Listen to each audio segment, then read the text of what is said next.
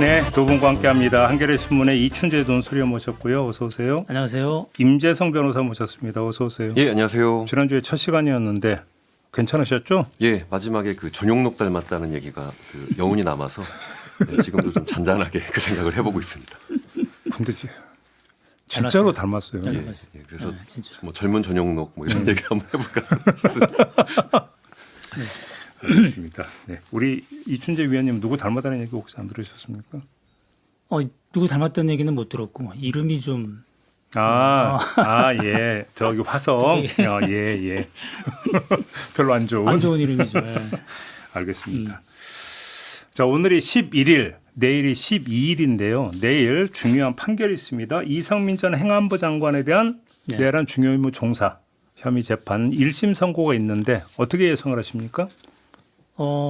요즘 참 이 예상이 의미가 없어요. 요즘 법원 판결이 맞아요. 예, 무죄도 많이 나오는 것 같고 또 이거 이제 지난번에 그 한덕수 피고인에 대한 그 선고 형량이 아주 세게 나와서 23년. 지금 이상민 피고인도 되게 마음이 좀 불편할 거예요. 이게 지금 똑같은 구조의 그런 사건이기 때문에 물론 그렇죠. 이제 총리와 장관의 어떤 그 직위에 따른 그런 차이가 있을 수 있겠습니다만은 범죄의 구성 자체는 그 계엄의 그 상당한 내란 중요 임무 종사라는 구체적으로 나오기 때문에 예. 형량도 거기 못지않게 이제 나올 것이다. 그리고 예. 지난번에 그 한덕수 총리 나왔을 때 법조계에서 나오는 얘기 뭐냐면 여러 내란 중요 임무 종사자가 있는데 내란 우두머리 말고 김영현서부터 장관들까지 거기서 한 총리의 그 23년이 하나의 기준점이 될 거다. 다른 재판부들은 거기 내란 중요 임무 종사에 해당하는 사람들을 그걸 기준으로 해서 이제 형량을 판단할 거다. 그러면 이상민 장관 같은 경우 어느쯤이 해당되겠느냐. 구형은 15년이었는데 네. 거기에 근접하게 아마 나오지 않을까. 네, 이런 예상들을 하더라고요. 일단 유죄는 기본으로. 기본으로 하고. 그다음에 물론 이제 재판부가 다르기 때문에 네. 달리 판단할 그런 건 있겠죠. 우리 임재성 변호사는 어떻게 예상하십니까? 예, 제가 뭐 패널은 처음인데 네. 이렇게 라디오 패널 고정으로 하는 건 이런 걸 해보고 싶었어요. 어떻게 예상하시냐라고 했을 때 사실 예상이 어렵죠. 그런데 저는 그래서 어쨌든 뭐 이 질문을 좀 받고 준비를 했는데 저는 구형이 15년 한덕수 전 총리와 구형은 비슷한데 똑같은데 저는 15년이 미니멈일 거라고 생각합니다. 선고 형량은 그리고 미니멈이다. 20년까지 나올 수 있다라고 보는데 다 걷어내고 군인들 걷어내고 나서 보면 뭐 우두머리 윤석열 걷어내고 나서 보면 사실 첫 번째는 저는 이상민 전 장관이 가장 내란 중요 임무를 수행했다라고 보고 한덕수 총리는 물론 절차적인 방식에서의 뭐 국무회의를 소집하는 것에 기여를 했고 일정한 뭐 부작위들은 있었지만 누가 과연 이 내란이 작동할 수 있게 군을 동원한 거 말고 경찰, 소방청을 통해서 국회를 봉쇄하고 그렇죠. 언론사의 단전단수를 지시했느냐라고 보면 이상민 전 장관이라 저는 15년 유죄 그리고 징역 15년에서 20년까지 선고될 가능성이 꽤 높다라고 하는 좀 이런 걸 한번 해보고 싶었습니다. 그러면 변수가 있느냐? 예를 들어 유죄부터 가면 사실 변수가 없어요. 왜냐하면 한덕수 전 총리에 대한 판결문을 보면 마치 이게 이상민 전 장관의 판결문처럼 거의 한 30페이지 가까운 방식의 꽤 뚱뚱한 분량으로 이상민 전 장관에 대한 행적들을 상세하게 기재했는데 이게 왜 그러냐면 한덕수 전 총리가 이상민 전 장관과 16분 정도 대통령실에서 맞아요. 대화를 나눴습니다. 맞아요. 그러니까 무슨 얘기를 나눴을까 궁금하잖아요. 그럼 그 얘기를 나눈 이후에 이상민이 어떻게 행동했는지를 판결문에 다 쓸 수밖에 없었죠. 그러면 한덕수를 말리거나 아니면 알고 있었다. 하지만 그럼에도 불구하고 말리지 않아서 유죄다라고 하기 위해서는 그 이후에 이상민이 어떠한 내란 중요임을 했는지를 기재가 났는데 그게 그대로 이번 이상민 판결에도 기재가 될 것이고 또 하나는 결국 양형인데요. 우리가 그 한덕수 전 총리에 대한 판결에서 그 양형 부분을 보면서 많은 분들이 좀 가슴이 뜨거워졌다, 뭐 눈물을 흘리셨다 하는 부분인데 법률가로서 보면 굉장히 법리적인 판단이었습니다. 두 가지가 예상 남는데 첫 번째로는 감경 사유가 없다예요. 사람이 안 죽었다, 사람이 다치지 않았다. 사실은 맞아. 근데 그건 너희들이 했던 행위 때문에 사람들이 안 죽거나 안 다친 게 아니라 그렇죠. 시민들이 막았고 정치인들이 신속하게 국회에 모였기 때문에 그런 거라서 감경 사유 없다. 두 번째, 대통령이 저지른 범죄야. 예전에 전두환과 뭐 내란을 이제 비교해 볼 수 있지만 투스타가 저지른 내란과 대통령 심지어 국무위원으로서의 행안부 장관 경찰과 소방청을 통제하고 지휘 감독하는 행안부 장관이 공모한 범죄에 더 엄하게 판단해야 되는 법률적으로 너무 딱 떨어지는 양형 사유라 그대로 인용될 것이다. 그러면 봅니다. 아무튼 그 재판 내내 이상민 전 장관 쪽은 그 지시 내린 바 없다. 네. 라고 이제 그 무죄를 주장을 했는데 근데 양형에서 그래도 단전 단수는 이루어지지 않지 않았느냐. 이걸 그 들고 나올 가능성 어떻게 보십니까? 그것도 마찬가지죠. 지시를 내렸어요. 그 지시를 다시 철회한 적이 없습니다. 소방청장이 그랬잖아요. 24시에 경찰들이 요청 오면 거기에 대해서 제가 정확하게 표현도 소방청에서 조치를 해주라. 라는 식의 지시를 내렸으면 그 지시 자체가 범죄 성립의 뭐 시작부터 끝입니다. 그리고 사실 안 따른 건 안 따른 건 밑에서 소방청이지. 거기서 따른 거죠. 예. 아니 그래서- 정확한 말씀이세요. 저는 15년이 미니멈이다. 미니멈이다. 오. 15년. 예. 그러니까 저도 뭐 이게 좀 그렇습니다만은 이 전망을 할 때 그 정도는 딱 맞겠다고 생각을 하는데 또 예, 저는 지금 그래서 뭐가 지금 뒤가 없기 때문에 근데 하나만 이건 그 요걸 떠나서 비슷한 사건인데 재판부마다 판결이 엇갈리는 경우도 종종 있잖아요. 성격이 비슷한 사건인데 요번에 이런 건 없을까요?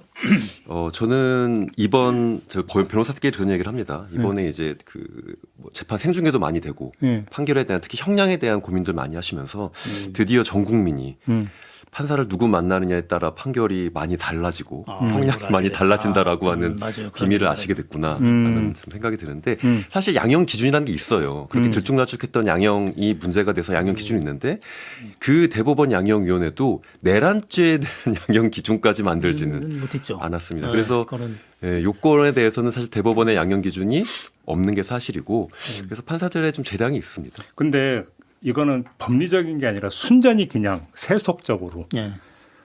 이진관 부장판사가 한덕수 전 총리에게 23년을 때렸잖아요. 그리고 또 박성재 똑같은 내란 중요임무 종사자에 대해서 지금 재판을 진행하고 있는 게 이진관 그렇죠. 부장판사예요.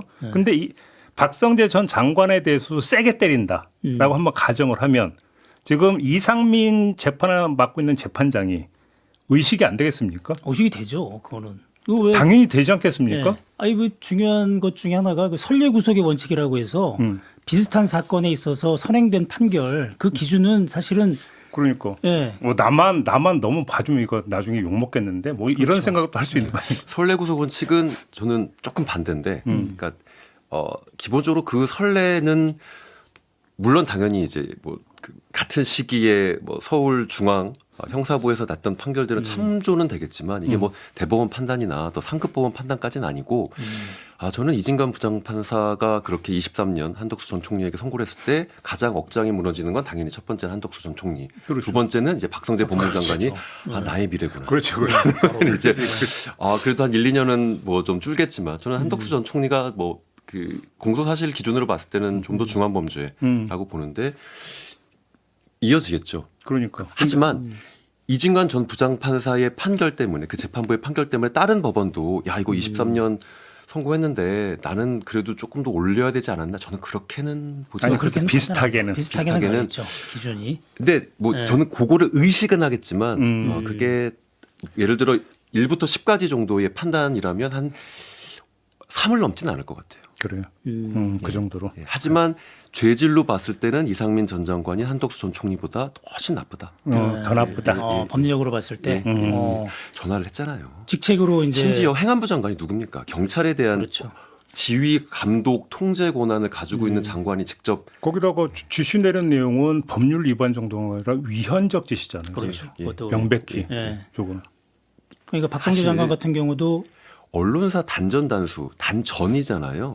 그 왜 이상민 장관이 그런 얘기 했어요. 본인도 이게 내가 했던 얘기는 이렇게 전기 한꺼번에 끊으면 안에 사람이 있으면 사람 다치거나 사고 날 수 맞아, 있으니까 그 그거 얘기했어. 조심하라라고 그러니까 그 얘기를 한 건 맞대요.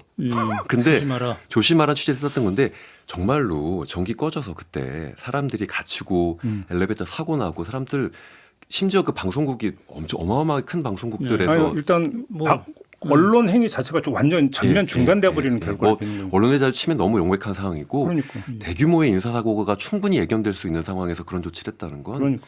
뭐 비난 가능성은 비교할 바 없다고 봅니다. 알겠습니다. 바로 그날 여기 MBC하고 그다음에 저희 한겨레 같은 경우는 다들 기자들하고 다들 나왔잖아요. 지키려고. 갇혀 있을 그러니까. 뻔했죠. 그렇죠. 그러니까. 큰일 날 뻔했죠. 혹시 사실. 이행됐으면 네. 그냥 갇히는 거죠. 뭐. 네, 단정이 아니면 되고 끌려가거나 있으면 큰일 날 뻔했죠. 끌려갔겠죠. 뭐. 네. 네. 알겠습니다. 근데 사실은 이 판결보다 더 중요한 건 일주일 뒤에 있게 될 내란 우두머리 네. 혐의자에 대한 이제 판결 아니겠습니까? 뭐 별별 얘기가 지금 그렇죠. 다돈다면서요? 예. 따져보면 별로 그렇게 근거가 있어 보이진 않은데 일단 지금 도는 얘기는 이제 19일 당일 지금 지기현 재판장이 그 북부 지원으로 이제 인사가 난 상태예요. 그래서 19일 당일 선고에 윤석열 피고인이 나오지 않으면 자연스럽게 재판이 수년될 거다 연기돼서 이제 근데 걸석 된다. 판결도 가능은 하지 않습니까? 가능하죠. 예, 박근혜 때가 바로 박근혜 대통령 1심 때 그때 걸석이었어요. 그때 선고 날짜에 선고 날 이제 그때는 아예 그냥 그 김세윤 재판장인가요? 그 재판장이 그 구속 기간이 만료되고 나서 영장을 추가로 이제 발부해서 구속 기간을 늘려버리니까 거기서부터 그 재판이 안 나왔거든요. 거부하겠다 이렇게 해서 근데 선고 때까지 안 나왔었는데 그때 어떤 절차를 밟았냐면 구속된 피고인에 대해서 나오지 않을 경우에는 일단 인치를 끌고 오는 그런 쓰고 이제 그런 상황이 안 될 구인명령. 경우에는 네. 그죠? 예, 구인 명령 안 될 경우에는 이제 선고할 수 있거든요. 근데 그 조항을 가지고 선고를 했는데 19일 날 만약에 윤석열 피고인이 안 나온다 그럴 경우에는 그 구인장을 바로 해서 구인하거나 이런 조처하기가 힘들 수도 있기 때문에 이게 연기될 거다 이런 루머가 있었는데 뭐 어제 근데 예. 입장이 나왔잖아요. 변호인이 나왔죠. 출석할 나올 거라고. 예, 별로 실익이 없으니까 윤석열 피고인 입장에서는. 그러니까. 예, 그래서 이제 그 문제가 있었고 두 번째는 이제 말씀하신 대로 공소기각 그 문제가 혹시라도 있을 수 있다. 수사권 문제 때문에. 왜냐하면 지기현 재판장이 지난번에 구속 취소 결정할 때 그 구속 기간을 문제 삼긴 했지만 그 밑에다가 붙여놨거든요. 공수처의 수사권. 근데 그것도 검찰의 이미 수사권. 그 백대현 부장판사가 그렇죠. 체포 때 정리했잖아요, 이제 됐는데, 그것도. 근데 이제 이런 얘기를 하더라고요. 이제 보니까 백대현 부장판사가 다뤘던 그 부분은 그 공수처나 검찰의 수사권 그거를 정면으로 제대로 해석한 건 아니라고 볼 수 있다. 그래서 그래요? 예, 내란 우두머리 여기서 윤석열에 대한 수사, 이 수사 부분에 대해서 수사권에 대한 정리가 있을 거다. 이런 게 있었는데 그 최근에 그 차성환 교수라고 그 탄핵 때 맹활약했던 그 차성환 교수가 최근에 재판부에 의견서 내면서 쓴 논문이 있었어요. 이게 자기 페이스북에 공개를 했는데 그걸 그 종합을 해보면 경찰이 당시 수사했을 때 당연히 경찰은 내란에 대한 수사권이 있고 검찰도 경찰 공무원에 대한 수사권이 있기 때문에 당시 이제 조지호 청장 이런 사람들이 경찰 공무원이잖아요. 그 범죄의 공범으로 당연히 수사 가능하다 이렇게 정리를 하고 공수처의 수사권도 직권남용으로 충분히 직권남용의 연관 범죄로 내란 수사가 가능하다 이렇게 정리를 했더라고요. 네. 예, 그런 부분이 있는데 둘 다 너무 기우 아닐까요? 기울 수 있어요. 제가 보기에는. 근데 변호사님 어떻게 보세요? 예, 역시 또 그 예상하는 전부 유죄 나올 거라고 보고요. 그 뒷부분에 제가 좀 그 아마 공수처의 수사권 여부에 따라서 이제 혹시 뭐 공소기각 이런 언급에 대해서 뒷부분을 말씀드리고 저는 전부 유죄 그리고 형량도 저는 사형 선고 가능성은 꽤 있다고 봅니다. 무기징역이 아니라. 예, 뭐 앞서 말씀드린 것처럼 사실 무기징역 아니면 사형 둘 중에 하나 뭐 무기 금고가 있긴 하지만 뭐 그거는 논외로 한다 하더라면 둘 중에 하나에 대한 선고인데 예. 반성하는 모습, 사실의 인정 모습, 객관적인 증거에도 불구하고 계속 부인하는 모습들은 뭐 그게 진보든 보수든 판사가 뭐 자신의 정책 성향은 있겠죠. 그런데 가장 싫어하는 모습, 명백한 증거에도 불구하고 사실을 부인하고 심지어는 궤변이라고 명명할 수 있는 게 뭐 그렇죠. 별별 얘기가 너무 많아서. 예, 뭐 이게 사실 계몽을 위해서 뭐 네. 대국민 호소용 계엄했다. 이런 얘기를 하면 사실 더 형량을 높게 주고 싶고요. 결국 이 재판은 역사적인 재판, 여기서 역사적이라는 건 뭐 아주 뭐라 그럴까요? 사람들 주목도가 높고 여러분. 뭐 그런 재판이기 전에 헌정 파괴에 대한 범죄이기 때문에 사형에 대한 여러 가지 뭐 인권적 측면이나 아니면 뭐 실제 집행 가능한지 이런 것들도 있지만 최소한 대통령에 대해선 국민의 신임을 받고 대한민국 최고 통수권자, 특히 군 통수권자인 대통령이 내란 범죄를 저질렀을 때 사형을 선고하는 건 저는 가능한 일이고 판사로서는 충분히 검토할 여지가 있어 보인다. 뭐 집행이 안 된다는 건 뭐 논외로 하고요. 그리고 지금 이제 공소기각설은 저는 뭐 기자님 말씀 너무 동의하는데 결국은 이 공소기각으로 무죄가 나올 가능성은 없어 보입니다. 그러니까 절차 위반으로 공소기각 그러니까 유죄, 무죄 아니면 공소기각인데 예. 무죄라는 건 이제 증거가 없어서 무죄인데 그럴 가능성은 그렇죠. 없다. 없고. 그러면 절차 위반으로 공소기각 왜 예전에 저희 헌재 결정 때 그 마음 졸이면서 왜 헌재가 빨리 탄핵 결정을 안 하지 하고 있었을 때도 사실 이게 절차 위반으로 맞아요.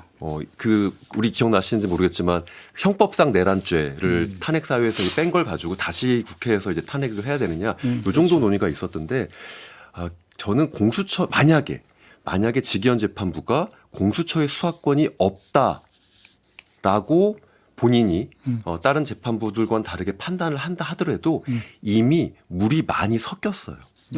물이 많이 섞였다는 건 뭐냐면 당시에는 지금처럼 그 수사권에 대한 논의가 클리어하지 않았기 때문에 검찰도 알고 있었습니다. 이게 공수처가 혹시 수사권이 없는지로 집단에서 판단이 되면 이 공소 자체가 좀 문제가 있을까 봐 계속 어떤 언급을 했냐면 경찰이 수사한 자료를 바탕으로 그래서 어쨌든 경찰의 수사 자료 아니면 경찰이 포함된 특수본의 수사 자료를 바탕으로 기소했다라는 이야기를 계속 반복적으로 강조했고 두 번째 재판 과정에서 실제로 법정에 나와서 많은 증인들이 직접 진술을 했습니다. 그렇죠. 그래서 그 진술이 뭐 증거 능력이 있는 건 너무 당연한 거고 거기에 경찰이 수사했던 자료들만 더해도 공수처가 수사했던 자료들 배제한다 하더라도 유죄가 인정되는 데는 크게 어렵지 않을 것 같다.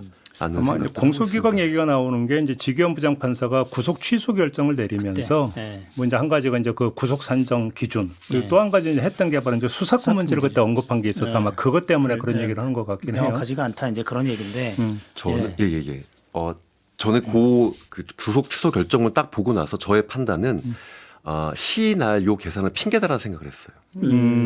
수사권에 대한 확신이 없었어요. 그렇죠. 그때 직위원 제 생각은 그렇습니다. 그때는 수사권에 대한 확신이 없는데 이거 괜히 1심 판결했다가 항소심에서 취소되거나 그래서 수사권에 대한 대법원 판단을 좀 빨리 받아보자. 이거 이렇게 하면은 검찰이 즉시항고해서 결국 대법원까지 갈 테니까 나는 만연한 생각을 했는데 검찰이 즉시항고를 안 해버리니까 이게 상급법원의 판단을 못 받게 된 거죠. 그런데 수사권을 없다고 하면 너무 전면적이니까 그렇죠. 이게 다른 좀 뭐 제 생각엔 아주 법리적으로 문제가 많은 결정이었는데 시날 방식으로 일단 이거를 하나 빼고, 하지만 뒷부분에 괜히 이상하게 수사권에 대한 의문도 있는 점 그렇죠. 등 뭐 이런 식으로 표현해서 뭐 근데 그게 이제 재판 과정에서 해소됐다고 보시는 거고요.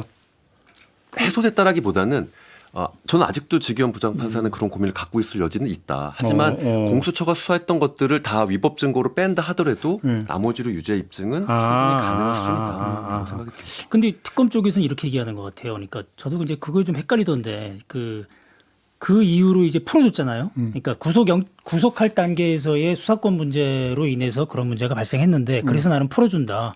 풀어준 상태에서 재판을 하겠다. 그러니까 재판 진행 중에 아까 얘기했지만 이제 오염된 증거가 다 해소가 됐기 때문에 재판에선 자연스럽게 아까 이제 물이 흐렸다는 얘기가 이제 그런 표현인데 물이 많이 섞였다. 네, 물이 섞여서 그러니까 이미 풀어줬기 때문에 아까 얘기한 직위원 재판장이 그런 생각 갖고 있어서 풀어줬기 때문에 그 수사권 문제에 대한 문제는 해결이 된 거다. 특검 쪽은 그래서 아예 문제가 안 된다 이렇게 얘기하는 것 같더라고요. 그러니까 그런 해석도 가능한 것 같아서. 알겠습니다. 예, 아까 말한 대로 이제 기우죠 그야말로. 근데 이번에도 세속적으로 직위원 부장판사가 지난 1년 동안에 얼마나 욕 많이 먹고 논란의 그 당사자가 됐습니까? 근데 인간적으로 그걸 한 방에 그냥 다 그냥 저기에 한 방에 정리하려는 욕심이 생기지 않겠습니까? 어떻게? 좋은 기회죠. 좋은 기회긴 하죠. 19일이. 저는 그 가능성 세속적으로 있다고 봅니다. 있죠.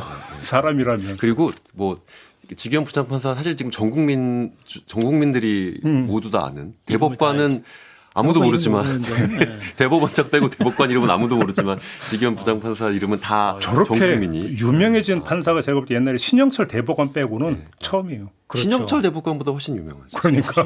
재판 개입 신영.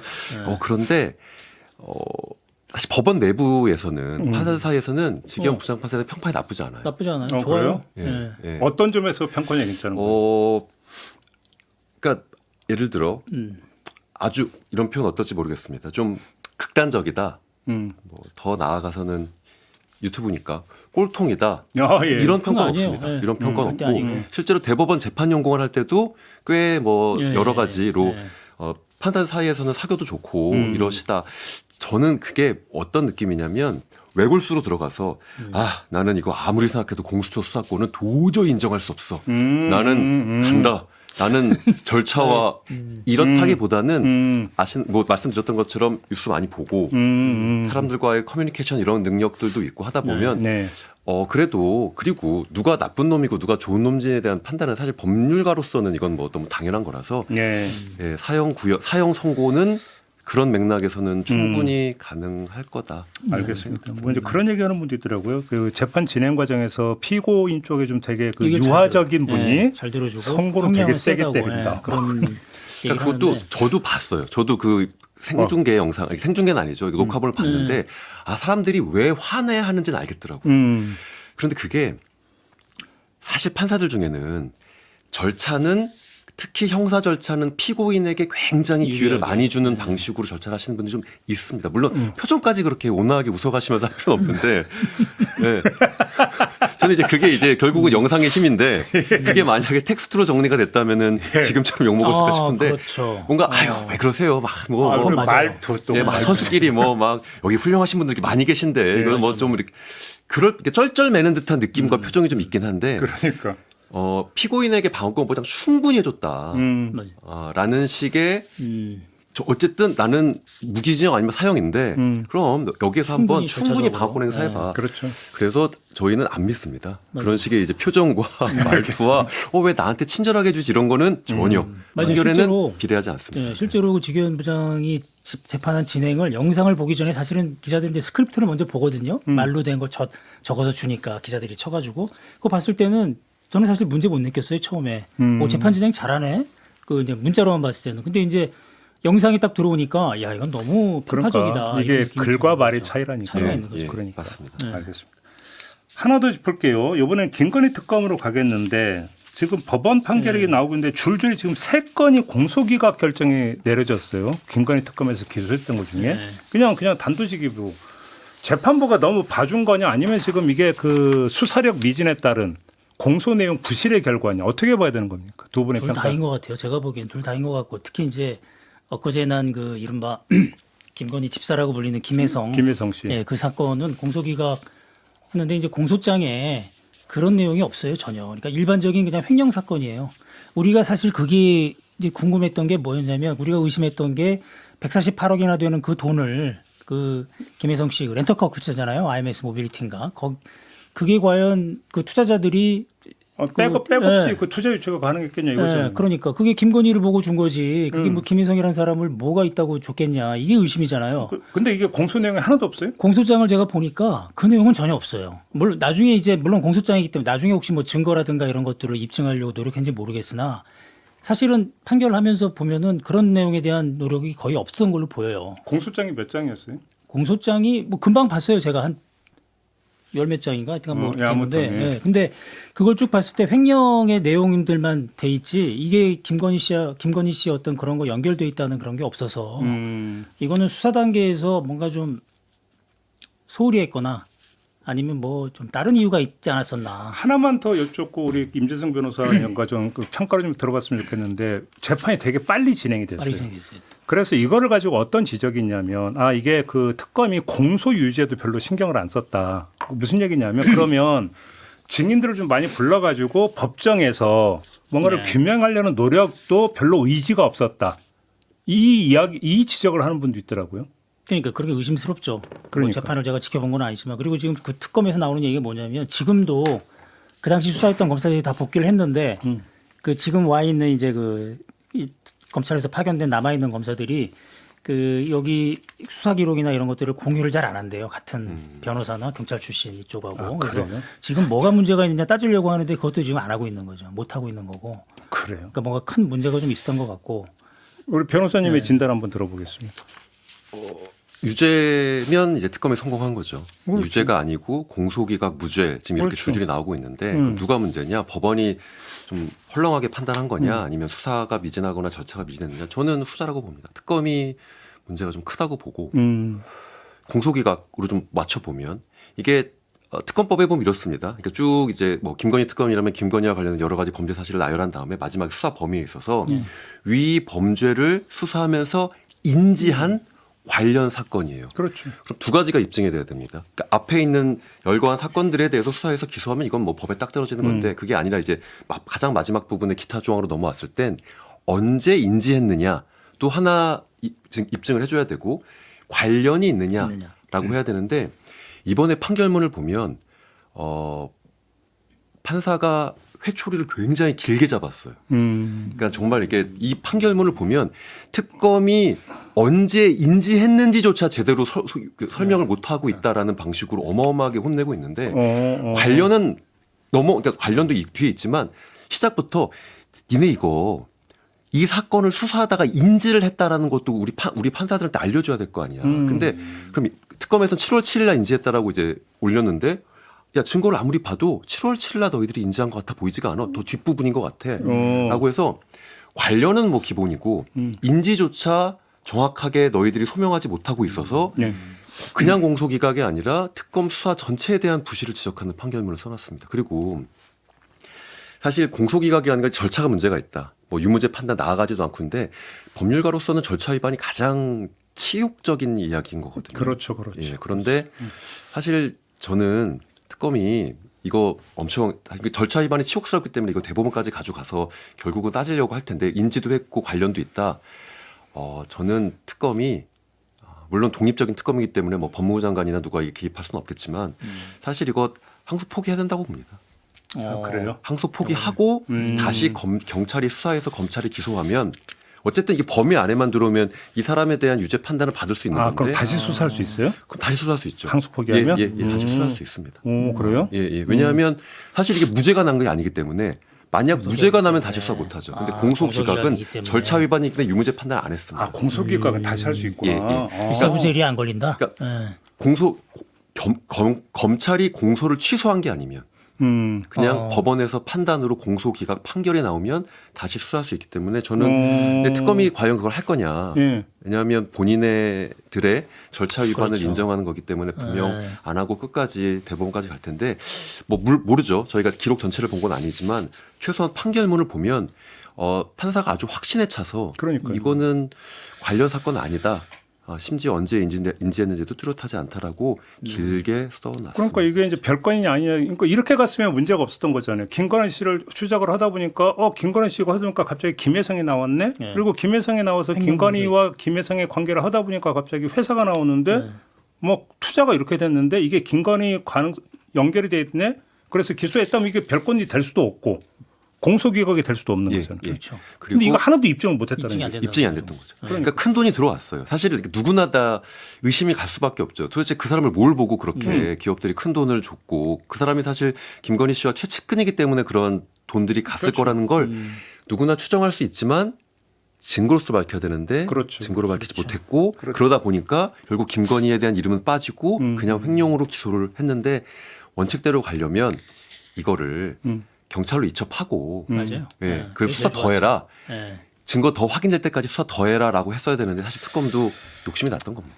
알겠습니다. 그래서 이게 지난번에 우리가 말씀드린 적이 있는 것 같은데 이게 사실은 김건희 특검은 이게 검찰 수사 미진한 거를 AS 하라는 그런 취지의 특검이었는데 검사들이 가서 검찰 때 못했던 거를 제대로 하라고 그런 거였는데 사실 지금 보면은 AS가 아니라 그 지금 뭐라 그러나요? 난장판을 만들어 놓은 거죠. 이 검찰이 그때 봐주기 수사했던 거를 오히려 확인 사살.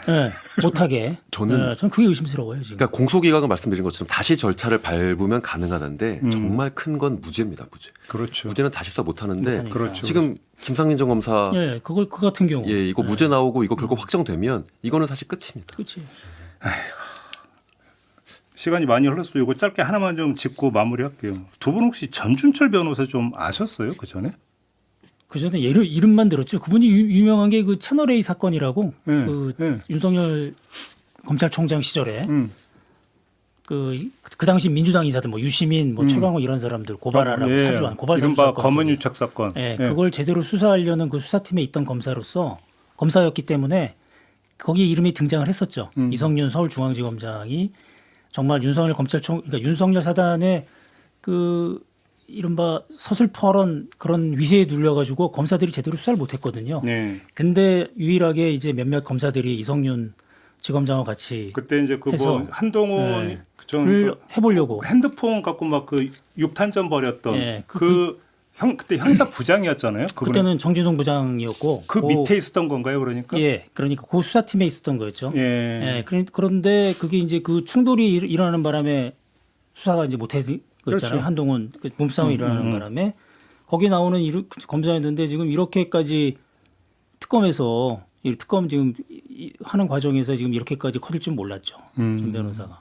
그러니까 뭐냐면 이제 검사 이력만 봤지 이제 변호사로 이제 네. 전업한 다음에 이력이 어떻게 되는지를 제대로 못 챙겼다 이렇게 보면 되는 걸까요? 그렇죠. 그리고 지금 이 종합특검이 민주당 입장에서는 이게 상당히 좀 중요하거든요. 왜냐하면은 지난번에 말씀드렸듯이 3대 특검에서 제대로 안 됐다는 거는 그렇죠. 가장 어려운 수사거든요. 좀 남은 수사들이. 이걸 지금 종합특검을 했을 때 정치적으로 부담되는 건 뭐였냐면 이건 정치보복이다. 지방선거 앞두고 이 내란 프레임 계속 유지하려고 하는 거다라는 공격을 받았잖아요. 그러니까 종합특검에서는 어떤 또 다른 성과를 보여줘야 되는데 그러면 정말 수사력까지 겸비한 검증된 특검 후보를 뽑고 싶었겠죠. 그 민주당 쪽에 들어온 특히 유성윤 의원이 이제 지난번 특검 때도 그렇고 검찰을 제일 많이 알기 때문에 특검 구성에 상당히 좀 많이 개입을 했었는데 이번에도 그래서 이성윤 쪽 얘기를 많이 들었던 것 같아요. 민주당에서. 그러니까 거기서 가장 믿을 만한 사람은 전 변호사였던 것 같은데 예, 이런 일이 있을 줄 몰랐던 거죠. 그러니까 지금 이제 그 나중에 나온 이제 보도를 보면은 그 이제 광장 가가지고 네. 그죠? 이제 그 쌍방울 건 그렇죠. 관련해서 이제 그 변호사 쪽에서. 선임계 내고 활동한 것만 2023년 1월부터 10월까지인가 이렇게 되더라고요.